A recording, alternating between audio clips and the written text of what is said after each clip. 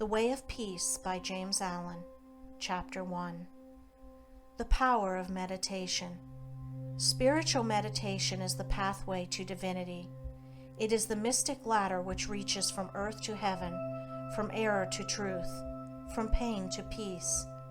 Every saint has climbed it, every sinner must sooner or later come to it, and every weary pilgrim that turns his back upon self and the world, and sets his face resolutely toward the Father's home, must plant his feet upon its golden rounds.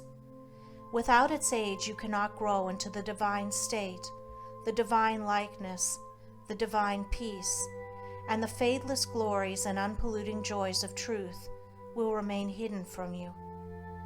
Meditation is the intense dwelling, in thought, upon an idea or theme, with the object of thoroughly comprehending it. And whatsoever you constantly meditate upon, you will not only come to understand, but will grow more and more into its likeness, for it will become incorporated into your very being, will become, in fact, your very self. If, therefore, you constantly dwell upon that which is selfish and debasing, you will ultimately become selfish and debased. If you ceaselessly think upon that which is pure and unselfish, you will surely become pure and unselfish. Tell me what that is upon which you most frequently and intensely think, that to which, in your silent hours, your soul most naturally turns, and I will tell you to what place of pain or peace you are traveling, and whether you are growing into the likeness of the divine or the bestial. There is an unavoidable tendency to become literally the embodiment of that quality upon which one most constantly thinks. Let therefore the object of your meditation be above and not below, so that every time you revert to it in thought, you will be lifted up. Let it be pure and unmixed with any selfish element, so shall your heart become purified and drawn nearer to truth, and not defiled and dragged more hopelessly into error. Meditation, in the spiritual sense in which I am now using it, is the secret of all growth in spiritual life and knowledge. Every prophet, sage, and savior became such by the power of meditation. Buddha meditated upon the truth until he could say, "I am the truth." Jesus brooded upon the divine immanence until at last he could declare, "I and my Father are one." Meditation centered upon divine realities is the very essence and soul of prayer. It is the silent reaching of the soul toward the eternal. Mere petitionary prayer without meditation is a body without a soul, and is powerless to lift the mind and heart above sin and affliction. If you are daily praying for wisdom, for peace, for loftier purity and a fuller realization of truth, and that for which you pray is still far from you, it means that you are praying for one thing while living out in thought and act another. If you will cease from such waywardness, taking your mind off those things the selfish clinging to, which debars you from the possession of the stainless realities for which you pray, if you will no longer ask God to grant you that which you do not deserve, or to bestow upon you that love and compassion which you refuse to bestow upon others, but will commence to think and act in the spirit of truth, you will day by day be growing into those realities, so that ultimately you will become one with them. He who would secure any worldly advantage must be willing to work vigorously for it, and he would be foolish indeed who waited with folded hands, expected it to come to him for the mere asking. Do not then vainly imagine that you can obtain the heavenly possessions without making an effort. Only when you commence to work earnestly in the kingdom of truth will you be allowed to partake of the bread of life, and when you have, by patient and uncomplaining effort, earned the spiritual wages for which you ask, they will not be withheld from you. If you really seek truth, and not merely your own gratification, if you love it above all worldly pleasures and gains, more even than happiness itself, you will be willing to make the effort necessary for its achievement. If you would be freed from sin and sorrow, if you would taste of that spotless purity for which you sigh and pray, if you would realize wisdom and knowledge, and would enter into the possession of profound and abiding peace, come now and enter the path of meditation, and let the supreme object of your meditation be truth. At the outset, meditation must be distinguished from idle reverie. There is nothing dreamy and unpractical about it. It is a process of searching and uncompromising thought, which allows nothing to remain but the simple and naked truth. Thus meditating, you will no longer strive to build yourself up in your prejudices, but forgetting self, you will remember only that you are seeking the truth. And so you will remove, one by one, the errors which you have built up around yourself in the past, and will patiently wait for the revelation of truth, which will come when your errors have been sufficiently removed. In the silent humility of your heart, you will realize that there is an inmost center in us all, where truth abides in fullness and around. Wall upon wall, the gross flesh hems it in.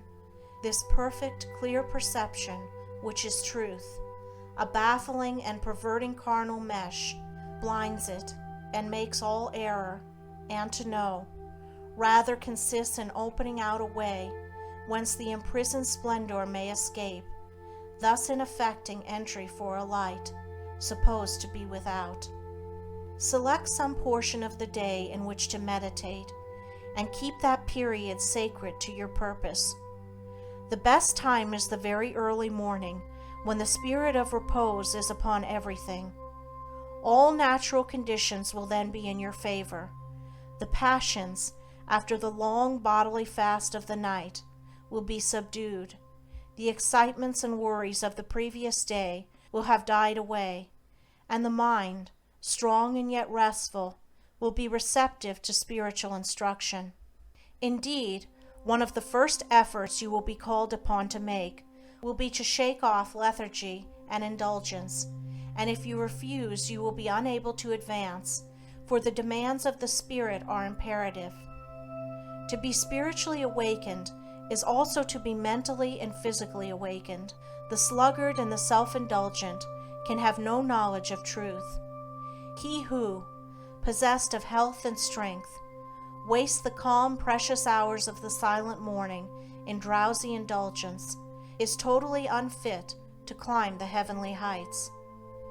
He whose awakening consciousness has become alive to its lofty possibilities, who is beginning to shake off the darkness of ignorance in which the world is enveloped, rises before the stars have ceased their vigil, and grappling with the darkness within his soul, strives, by holy aspiration, to perceive the light of truth while the unawakened world dreams on.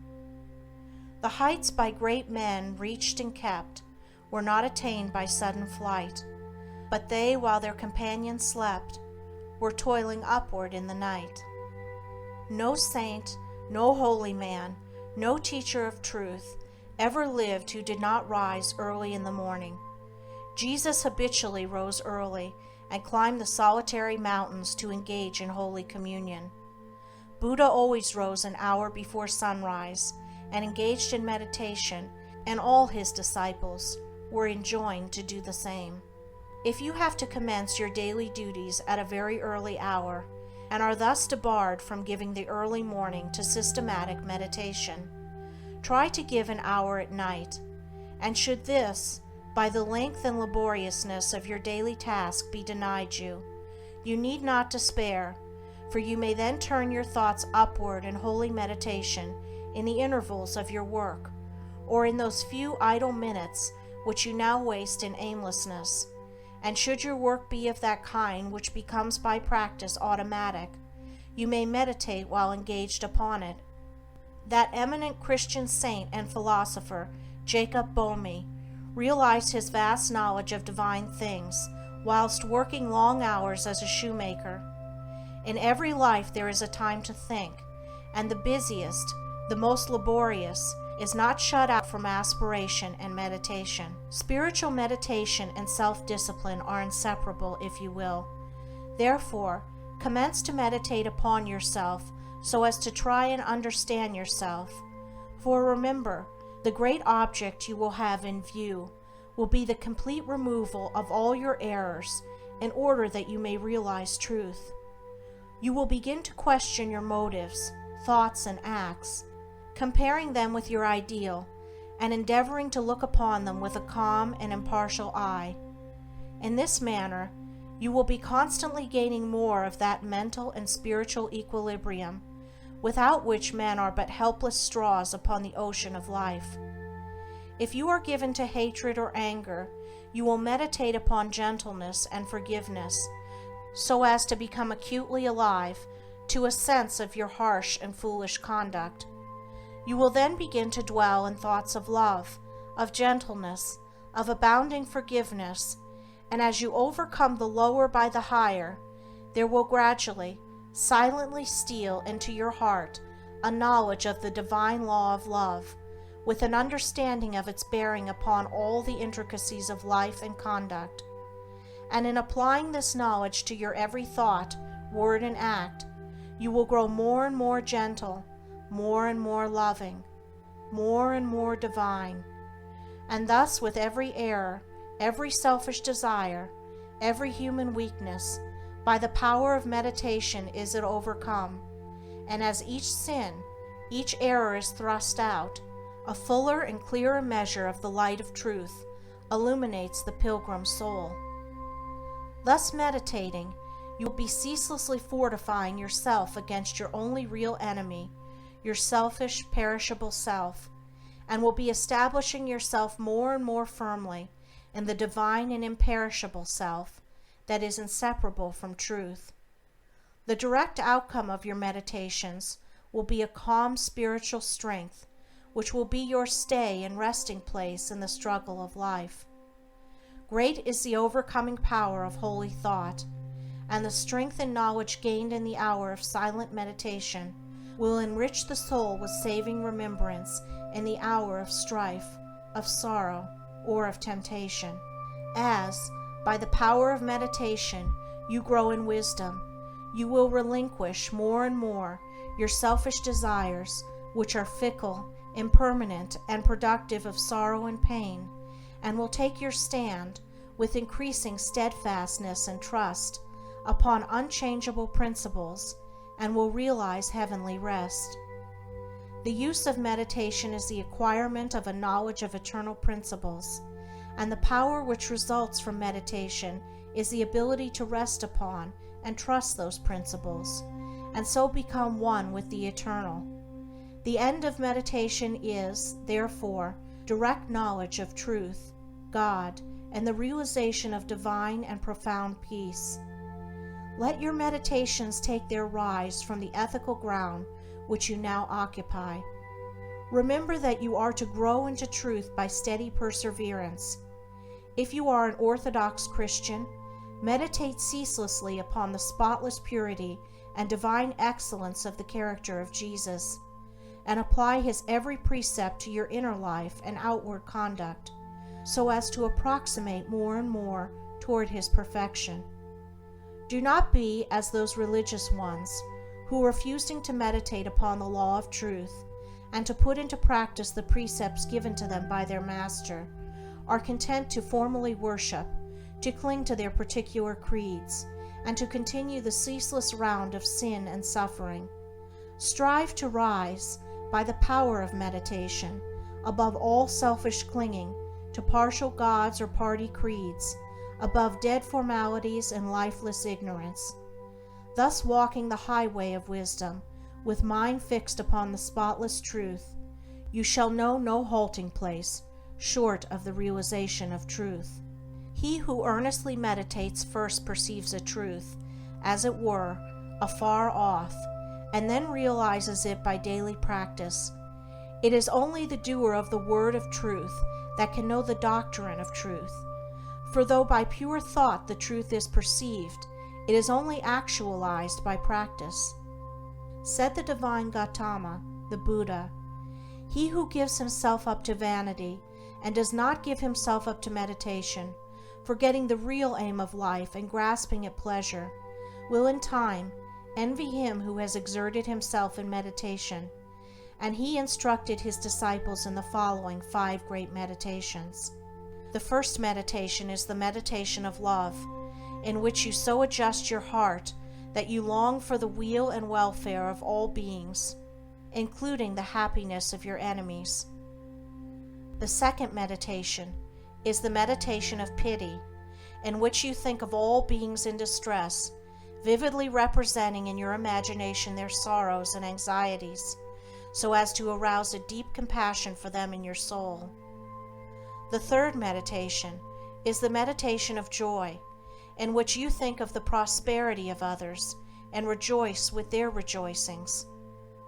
The fourth meditation is the meditation of impurity, in which you consider the evil consequences of corruption, the effects of sin and diseases, how trivial often the pleasure of the moment, and how fatal its consequences. The fifth meditation is the meditation on serenity, in which you rise above love and hate, tyranny and oppression, wealth and want, and regard your own fate with impartial calmness and perfect tranquility. By engaging in these meditations, the disciples of the Buddha arrived at a knowledge of the truth. But whether you engage in these particular meditations or not matters little, so long as your object is truth, so long as you hunger and thirst for all that righteousness which is a holy heart and a blameless life.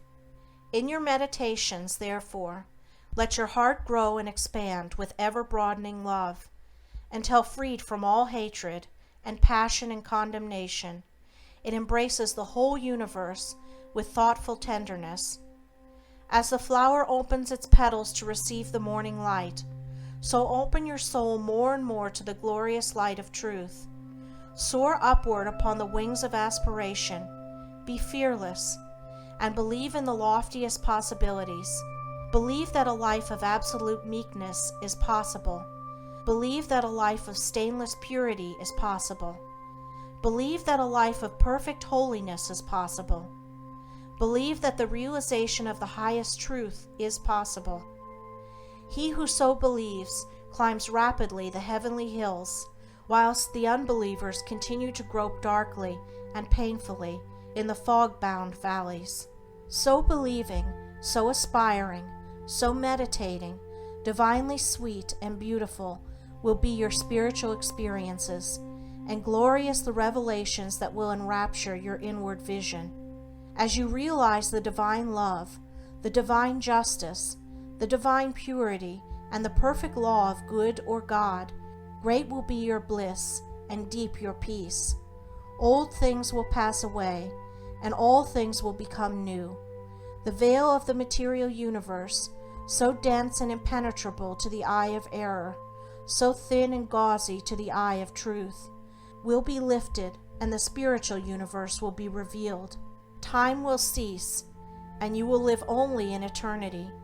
Change and mortality will no more cause you anxiety and sorrow, for you will become established in the unchangeable, and will dwell in the very heart of immortality. Star of Wisdom, star that of the birth of Vishnu, birth of Krishna, Buddha, Jesus, told the wise ones, heavenward looking, waiting, watching for thy gleaming, in the darkness of the nighttime, in the starless gloom of midnight, shining herald of the coming, of the kingdom of the righteous, teller of the mystic story, of the lowly birth of Godhead, in the stable of the passions, in the manger of the mind-soul, silent singer of the secret, of compassion deep and holy, to the heart with sorrow burdened, to the soul with waiting weary, star of all-surpassing brightness, thou again dost deck the midnight, thou again dost cheer the wise ones, watching in the creedal darkness, weary of the endless battle with the grinding blades of error, tired of lifeless, useless idols, of the dead forms of religions. spent with watching for thy shining. Thou hast ended their despairing, thou hast lighted up their pathway. Thou hast brought again the old truths to the hearts of all thy watchers. To the souls of them that love thee, thou dost speak of joy and gladness, of the peace that comes of sorrow. Blessed are they that can see thee, weary wanderers in the night time. Blessed they who feel the throbbing, in their bosoms feel the pulsing of a deep love stirred within them by the great power of thy shining. Let us learn thy lesson truly, learn it faithfully and humbly, learn it meekly, wisely, gladly. Ancient star of holy Vishnu, light of Krishna, Buddha, Jesus. End of Chapter 1. Recording by Andrea Fiore.